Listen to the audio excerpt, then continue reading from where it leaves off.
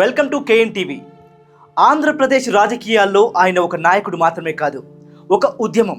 కొందరికి ఆయన కాపు జాతి ఆత్మగౌరవానికి ప్రతీక, మరికొందరికి ఆయన ఎప్పుడూ రాజీపడని పోరాట యోధుడు, ఇంకొందరికి ఆయన రాజకీయంగా ఎన్నో మలుపులు తిరిగిన వ్యక్తి. కానీ ముద్రగడ పద్మనాభం అనే పేరు వినగానే గుర్తుకు వచ్చేది ఒక్కటే, పోరాటం. 1953 జనవరి 22 ఉమ్మడి తూర్పుగోదావరి జిల్లా కిర్లంపూడి గ్రామం. రాజకీయాలంటే అభిరుచి, ప్రజాసేవ అంటే నమ్మకం ఉన్న కుటుంబంలో ముద్రగడ పద్మనాభం జన్మించారు.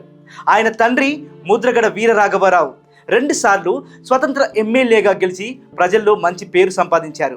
చిన్నప్పటి నుంచే గ్రామీణ జీవితాన్ని దగ్గరగా చూసిన పద్మనాభం తన తండ్రి అడుగుజాడల్లోనే నడవాలని నిర్ణయించుకున్నారు. గ్రామంలోనే ప్రాథమిక విద్య పూర్తి చేసిన ఆయన ఉన్నత విద్య కొనసాగించినప్పటికీ ప్రజా జీవితంపైనే ఎక్కువ ఆసక్తి కనబరిచారు. 1978 దేశ రాజకీయాల్లో జనతా పార్టీ ప్రభావం కనిపిస్తున్న సమయం. అదే సమయంలో యువకుడైన ముద్రగడ ప్రత్యక్ష రాజకీయాల్లోకి అడుగుపెట్టారు. ప్రత్తిపాడు నియోజకవర్గం నుంచి జనతా పార్టీ అభ్యర్థిగా పోటీ చేసి తొలి ప్రయత్నంలోనే ఎమ్మెల్యేగా విజయం సాధించారు.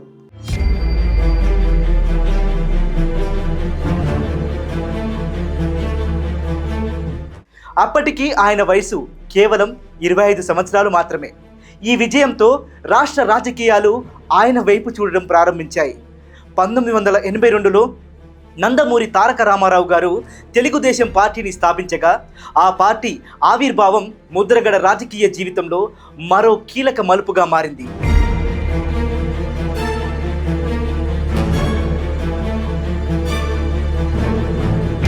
ఎన్టీఆర్ వ్యక్తిత్వానికి ఆకర్షితుడైన ముద్రగడ టీడీపీలోకి చేరారు. 1983 ఎన్నికల్లో మరోసారి ప్రత్తిపాడు నుంచి గెలుపొందారు.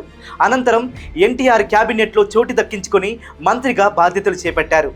1984లో నాదెండ్ల భాస్కర్రావు తిరుగుబాటు సమయంలో టీడీపీలో అనేక మంది నేతలు వైఖరి మార్చిన ముద్రగడ మాత్రం ఎన్టీఆర్ పక్షాన నిలిచారని అప్పటి రాజకీయ విశ్లేషకులు చెబుతుంటారు.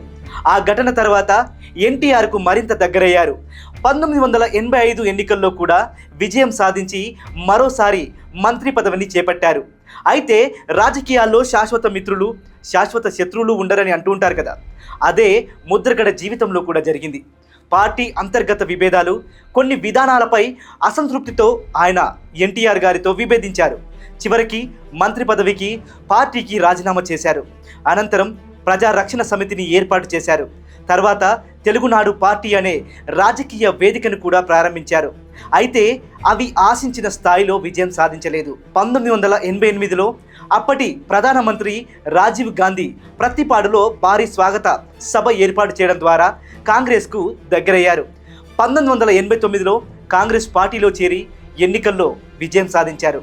కాంగ్రెస్ ప్రభుత్వంలో కూడా మంత్రి పదవిని చేపట్టారు. ఒకప్పుడు ఎన్టీఆర్కు అత్యంత సన్నిహితుడిగా ఉన్న నాయకుడు ఇప్పుడు కాంగ్రెస్లో కీలక నేతగా మారడం అప్పట్లో పెద్ద చర్చనీయాంశమైంది.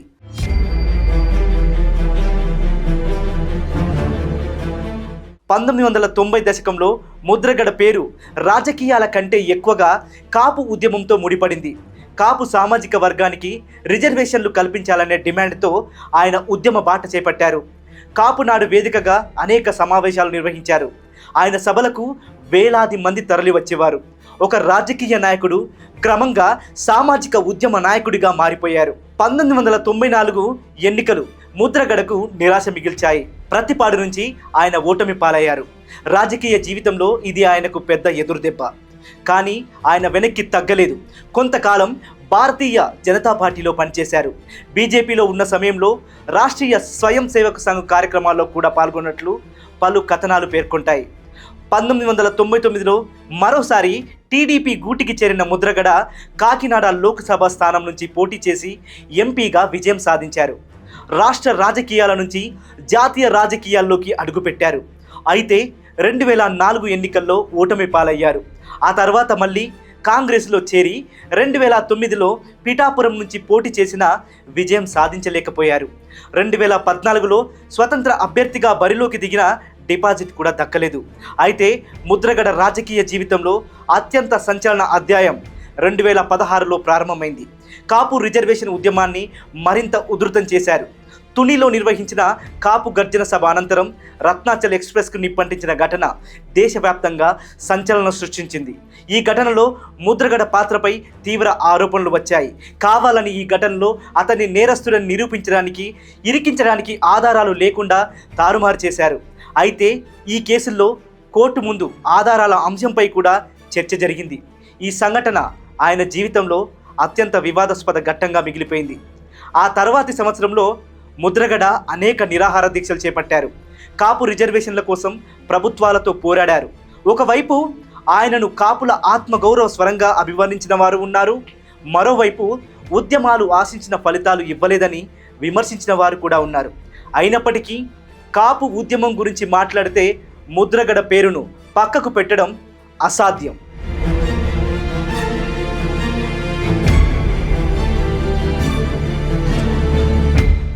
2014-2019 మధ్య ముద్రగడ పద్మనాభం జీవితంలో ముఖ్యంగా కాపు రిజర్వేషన్ ఉద్యమం కారణంగా ఆయన అనేక ఇబ్బందులు ఎదుర్కొన్నారు.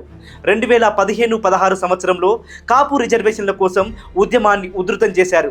తుని సభ అనంతరం ఉద్రిక్తలు చోటు చేసుకున్నాయి. 2016 కిర్లంపూడిలో ఆమరణ నిరాహార దీక్ష చేపట్టారు. పోలీసులు ఆయనను అదుపులోకి తీసుకొని రాజమండ్రి ప్రభుత్వ ఆసుపత్రికి తరలించారు.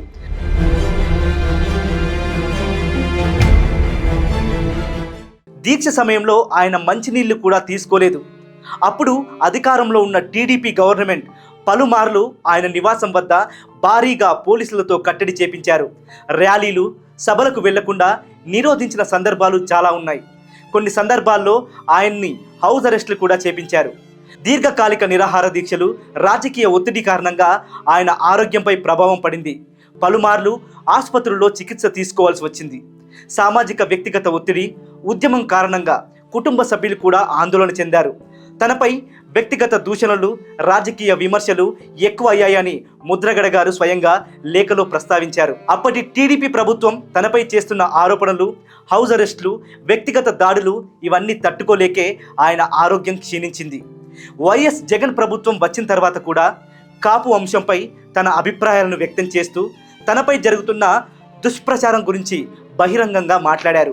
ఇక 2024 ఎన్నికల ముందు ఆంధ్రప్రదేశ్ రాజకీయాల్లో మరో సంచలనం చోటు చేసుకుంది. ముద్రగడ పద్మనాభం వైఎస్ఆర్ కాంగ్రెస్ పార్టీలో చేరారు. ఆయన నేరుగా ఎన్నికల్లో పోటీ చేయకపోయినా వైఎస్ఆర్సీపీకి మద్దతుగా ప్రచారం నిర్వహించారు. రాజకీయాలు ఇవి మనుషులను శాశ్వతంగా గెలిపించవు, శాశ్వతంగా ఓడించవు కూడా. కానీ కొన్నిసార్లు రాజకీయాలు ఒక మనిషి జీవితాన్ని పూర్తిగా మార్చేస్తాయి. ఒక నాయకుడు తన జీవితమంతా ప్రజల మధ్య గడిపాడు. ఎన్నో పార్టీలు చూశాడు, ఎన్నో విజయాలు చూశాడు, అలాగే ఎన్నో ఓటములు కూడా చూశాడు. కానీ చివరి దశలో మాత్రం తాను నమ్మిన ఒక పార్టీ కోసం, తాను నమ్మిన ఒక సిద్ధాంతం కోసం తన వయసును కూడా లెక్క చేయకుండా నిలబడ్డాడు.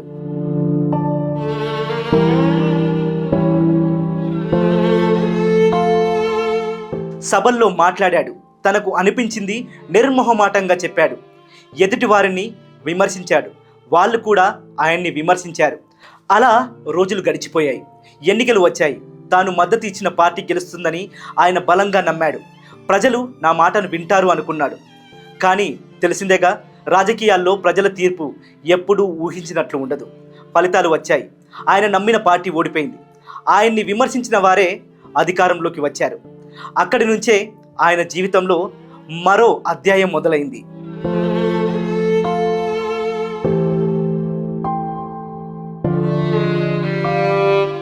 టీవీల్లో చర్చలు, సోషల్ మీడియాలో కామెంట్లు, బహిరంగ విమర్శలు, ప్రతిరోజు ఎక్కడ చూసినా ఆయన పేరే.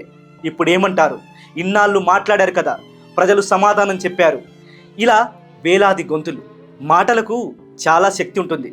అవి ఒక మనిషిని ఆకాశానికి తీసుకెళ్లగలవు. అవే మాటలు ఒక మనిషిని లోపల నుంచి నిశ్శబ్దంగా కుంగదీయగలవు కూడా. రాజకీయాల్లో విభేదాలు ఉండొచ్చు, విమర్శలు ఉండొచ్చు, ప్రతి విమర్శలు కూడా ఉండొచ్చు. కానీ మనిషి బయటకు ఎంత ధైర్యంగా కనిపించినా లోపల మాత్రం ఒక మనసు ఉంటుంది. ఆ మనసు కొన్నిసార్లు మాటలను కూడా భరించలేకపోతుంది. రోజులు గడుస్తున్న కొద్దీ ఆయన ఆరోగ్యం క్షీణించడం మొదలైంది. కుటుంబ సభ్యులు విశ్రాంతి తీసుకోమన్నారు. వైద్యులు ఒత్తిడికి దూరంగా ఉండమన్నారు.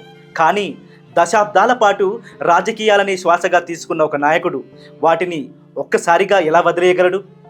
ఆయనకు నిజంగా బాధ కలిగించింది ఓటమి కాదు, తనను ప్రేమించిన వాళ్ళు, తనను ద్వేషించిన వాళ్ళు అందరూ తనను ఒక రాజకీయ నాయకుడిగానే చూశారు.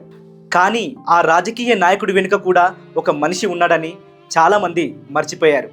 మెల్లగా ఆయన ఆరోగ్యం మరింత క్షీణించింది. కాలం ఎవరి కోసం ఆగదు.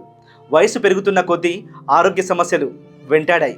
కొంతకాలంగా అనారోగ్యంతో బాధపడుతున్న ఆయనను మెరుగైన చికిత్స కోసం హైదరాబాద్కు తరలించారు. రాజకీయాలకు దూరంగా ఉన్నప్పటికీ ఆయన ఆరోగ్యంపై అభిమానులు ఎప్పటికప్పుడు ఆరా తీస్తూ ఉండేవారు. 2026 జూలై 14 ఆంధ్రప్రదేశ్ రాజకీయాల్లో ఒక శకం ముగిసింది. మాజీ మంత్రి, మాజీ ఎంపీ, 4 సార్లు ఎమ్మెల్యే, కాపు ఉద్యమానికి ప్రతీకగా నిలిచిన ముద్రగడ పద్మనాభం తుది శ్వాస విడిచారు. ఆయన వయసు 73 సంవత్సరాలు. ఆయన మరణ వార్తతో రాజకీయ నాయకులు, అభిమానులు, అనుచరులు సంతాపం తెలిపారు. దారుణాతి దారుణం ఏంటంటే, ఒక వ్యక్తి మరణించిన తర్వాత కూడా అతన్ని వ్యక్తిగతంగా కించపరిచే వ్యాఖ్యలు చేయడం. ముద్రగడ పద్మనాభం గారు జీవించి ఉన్న కాలంలోనే కాదు, ఆయన మరణాంతరం కూడా సోషల్ మీడియా వేదికగా ఆయనపై వివిధ రకాల పోస్టులు, వ్యాఖ్యలు కొనసాగాయి.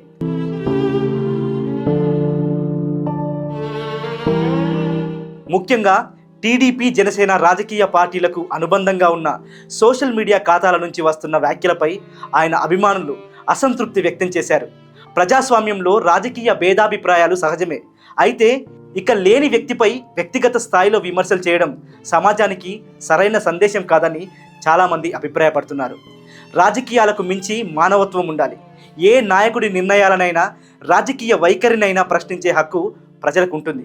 కానీ ఆయన ప్రజా జీవితంలో చేసిన సేవలను, ఉద్యమాలను పక్కన పెట్టి కేవలం రాజకీయ కోణంలో మాత్రమే చూసి అవమానకర వ్యాఖ్యలు చేయడం సమంజసం కాదని రాజకీయ విశ్లేషకులు, సామాజిక వర్గాల ప్రతినిధులు అభిప్రాయపడుతున్నారు.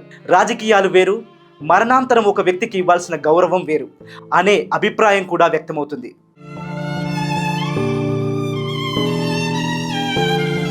ముద్రగడ పద్మనాభం జీవితాన్ని ఒక్క వాక్యంలో చెప్పాలంటే, అధికారాన్ని చూసిన నాయకుడు, ఓటమిని చూసిన నాయకుడు, ఉద్యమాన్ని నడిపిన నాయకుడు, విమర్శలను ఎదుర్కొన్న నాయకుడు, కానీ చివరి శ్వాస వరకు తను నమ్మిన మార్గాన్ని విడిచిపెట్టని నాయకుడు. ఆయనపై ప్రశంసలు ఉండొచ్చు, విమర్శలు ఉండొచ్చు, కానీ ఆంధ్రప్రదేశ్ రాజకీయ చరిత్రలో ముద్రగడ పద్మనాభం అనే అధ్యాయం మాత్రం ఎప్పటికీ చెరగని ముద్రగానే మిగిలిపోతుంది. మహాయోధుడికి అశ్రునివ్వాలి.